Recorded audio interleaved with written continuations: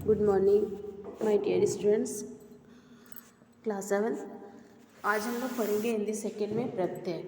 आपके कोर्स में प्रत्यय और उपसर्ग दो बचा है जिसको हम लोग पढ़ेंगे।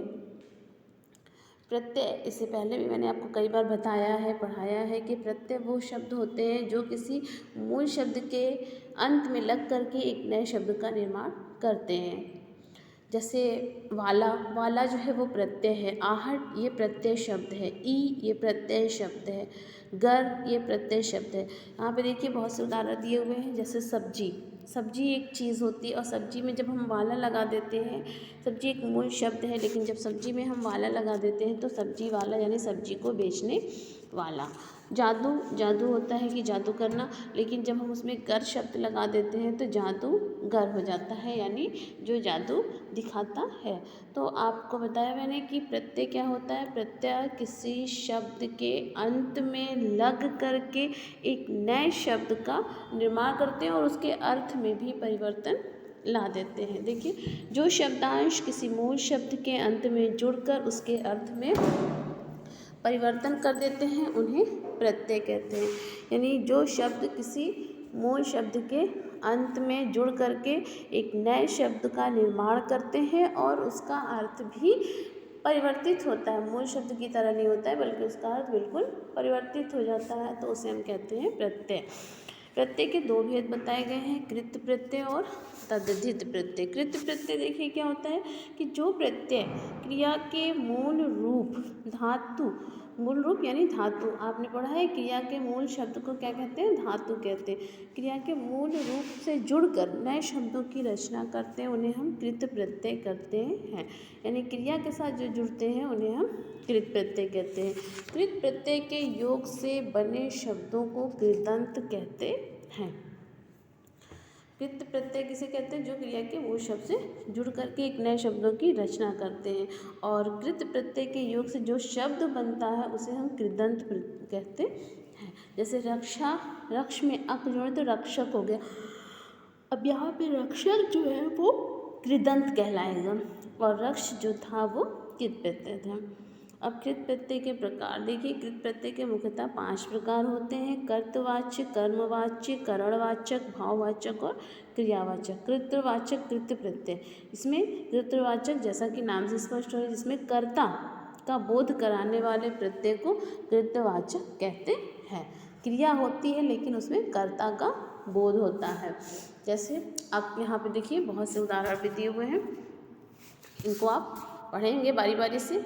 जब आप इसको पढ़ेंगे तो ये आपको अच्छे से समझ में आएगा। यहाँ पे देखिए उदाहरण दिए हुए हैं कृत प्रत्यय के, तो इसको आप लोग पढ़िएगा। अक, रक्ष, रक्ष जोड़े पाल, रक्षक हो गया, ठीक है। और उसके बाद हम आते हैं कर्मवाचक कृत प्रत्यय में। कर्मवाचक देखिए क्या होता है कि कर्म का बोध कराने वाले प्रत्यय को कर्मवाचक कृत प्रत्यय कहते हैं।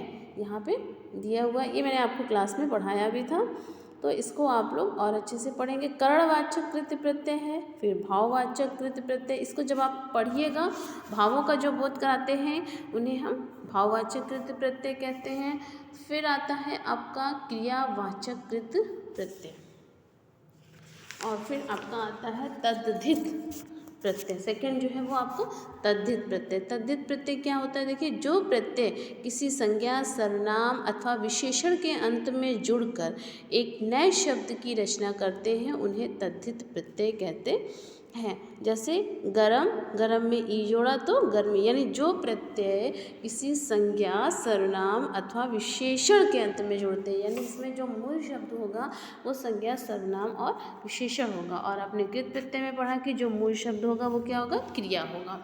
तो देखिए जो प्रत्यय किसी संज्ञा, सर्वनाम अथवा विशेषण के अंत में जुड़ करके एक नए शब्द की रचना करते हैं तो उन्हें हम तद्धित प्रत्यय कहते हैं। गरम में ई जोड़ा तो गर्मी होगा, लड़का में पन जोड़ देंगे तो लड़कपन हो जाएगा, यानी ये सब संज्ञा शब्द हैं और ये गरम जो था वो विशेषण शब्द था। तो इस तरीके से तद्धित प्रत्यय वो होते हैं जो किसी संज्ञा, सर्वनाम अथवा विशेषण के अंत में जुड़कर एक नए शब्द की रचना करते हैं। अब तद्धित प्रत्यय के प्रकार देखिए। तद्धित प्रत्यय मुख्यतः 8 प्रकार के बताए गए हैं। कृत्रवाचक, गुणवाचक, भाववाचक, अपत्यवाचक, संबंध बोधक, स्थानवाचक, लघुतावाचक और संख्यावाचक। देखिए कृत्वाचक तद्धित प्रत्यय। कृत्वाचक तद्धित प्रत्यय क्या होते हैं? जिसमें कर्ता का बोध कराने वाले प्रत्यय को, यानी इसमें संज्ञा शब्द होंगे। जैसे शब्द जो है वो दूध है और उसमें वाला जोड़ देंगे तो दूध वाला, संज्ञा शब्द है ना। दुखी, लोहा, ये सब संज्ञा शब्द है, किसी वस्तु का नाम है। उसके बाद हम आते हैं गुणवाचक पे। गुणवाचक देखिए क्या होता है? गुणवाचक तद्धित प्रत्यय यानी जिसमें किसी चीज़ की विशेषता बताई जाती है, गुण बताया जाता है।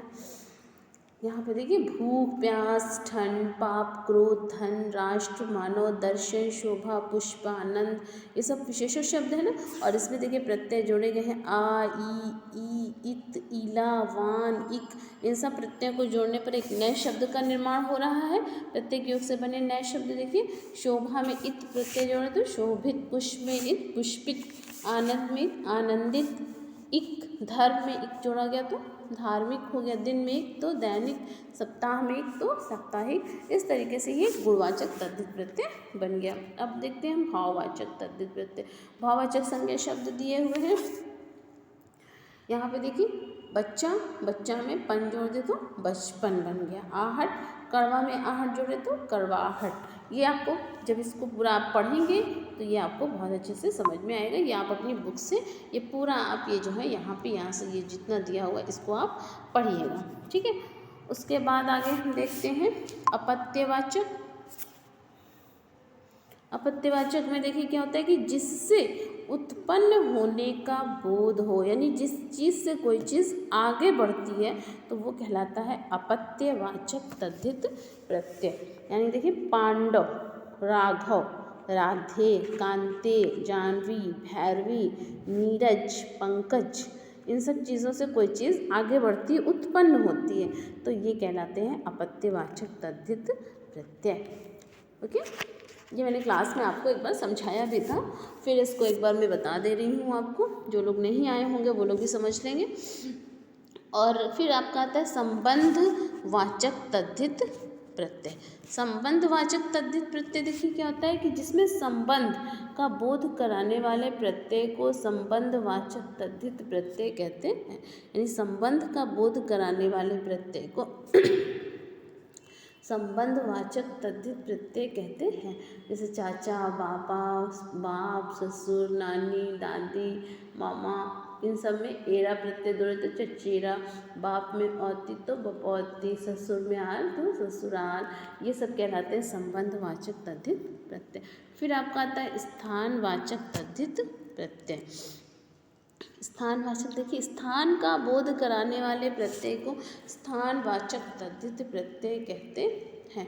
जैसे बिहार है, बिहार में ई प्रत्यय जोड़ देंगे तो बिहारी, पंजाब में जोड़ा तो पंजाबी, बनारस में जोड़ा तो बनारसी, सूरत वाला जोड़ा सूरत वाला, कानपुर वाला बोलते हैं ना, तो ये होता है स्थानवाचक तद्धित प्रत्यय। फिर आपका आता है लघुतावाचक। लघुता यानी जिसमें छोटी वस्तुओं का बोध कराया जाता है। जैसे आपका झंडा बोलते, झंडा से हमें बड़ा झंडा स्पष्ट होता है, लेकिन जो छोटी छोटी होती है उसको हम झंडी बोलते हैं। तो झंडा में ई प्रत्यय जब हम जोड़ देते हैं तो वो झंडी हो जाता है। डोरा, डोरा होता है यानी मोटे मोटे जो रस्से टाइप के होते हैं उनको बोलते। अब डोरा में ई प्रत्यय तो डोरी हो गया। रस्सा, रस्सा होता है यानी मोटा जो रस्सा होता है, उसमें ई प्रत्यय जोड़ दिया तो रस्सी हो गया, यानी पतली पतली जो होती है। लोटा इया जोड़ दिया तो लोटिया, डिब्बा में इया जोड़ दिया तो डिबिया। इस तरीके से ये आपका होता है लघुतावाचक तद्धित प्रत्यय। यानी किसी भी संज्ञा, सर्वनाम, विशेषण शब्दों में जो प्रत्यय जब जोड़ा जाता है तो उससे जो नया शब्द बनता है वो लघुता को प्रकट करता है, यानी उसके छोटेपन को प्रकट करता है। फिर नेक्स्ट आपका आता है संख्यावाचक तद्धित प्रत्यय। संख्यावाचक तद्धित प्रत्यय देखिए जिसमें संख्या का बोध कराने वाले प्रत्यय को कहते हैं। जैसे प्रथम, प्रथम में ला जोड़ दिए तो पहला हो गया। नौ में ला जोड़ दिए तो नहला हो गया, दहला हो गया। तो एक नया शब्द बन रहा है। ये कहलाते हैं संख्यावाचक तद्धित प्रत्यय। आप इन सब को जब पढ़िएगा, जितने भी आपके दिए हुए हैं इन सब को आप पढ़िएगा तो ये आपको बहुत अच्छे से स्पष्ट हो जाएगा। ठीक है, जो भी दिया हुआ है जितना भी है ये सब आप जब पढ़ेंगे तभी आपको अच्छे से समझ में आएगा। ओके, तो आप लोग इसको ज़रूर घर पे पढ़िएगा, समझने का प्रयास करिएगा, कोशिश करिएगा। तो देखिए आगे, किसी मूल शब्द के अंत में जुड़ करके एक नए शब्द का निर्माण करने वाले को हम प्रत्यय कहते हैं और उसके अर्थ में परिवर्तन लाने वाले शब्दांशों को हम प्रत्यय कहते हैं। प्रत्यय दो प्रकार के होते हैं, कृत प्रत्यय और तद्धित प्रत्यय। कृत प्रत्यय के हमने भेद पढ़े और तद्धित प्रत्यय के भी भेद पढ़े। धातुओं या क्रियाओं के अंत में लगने वाले कृत प्रत्यय कहलाते हैं और उनके योग से बने शब्द को हम कृदंत कहते हैं।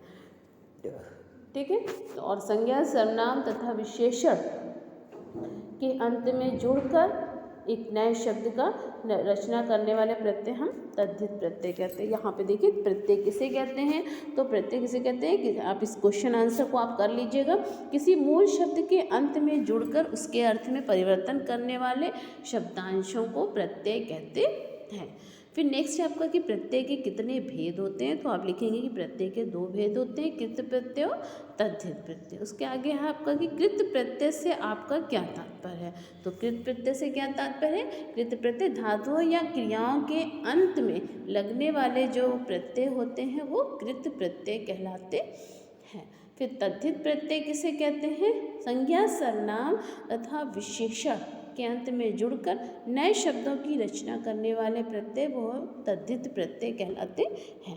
ठीक है, ये आपके क्वेश्चन आंसर हो गए। अब आगे एक्सरसाइज है कि निम्नलिखित प्रत्ययों के योग से दो दो शब्द बनाइए। ये देखिए एक्सरसाइज मैंने यहाँ पे एक्सरसाइज किया हुआ है, इसको आप कर लेंगे। ओके, फिर नेक्स्ट आपका है कि निम्नलिखित शब्दों से मूल शब्द और प्रत्यय को अलग अलग करके लिखें। मूल शब्द को अलग करना है और प्रत्यय को अलग करना है। ये एक्सरसाइज आप कर लेंगे। फिर इधर एक्सरसाइज हैं, इनको आप कर लेंगे। ओके, तो इस तरीके से आपका ये पार्ट समाप्त हो जाएगा और हम लोग नेक्स्ट चैप्टर पढ़ेंगे उपसर्ग। ओके, तो इसको आप लोग कर लीजिएगा और फिर हम लोग अगला चैप्टर पढ़ेंगे।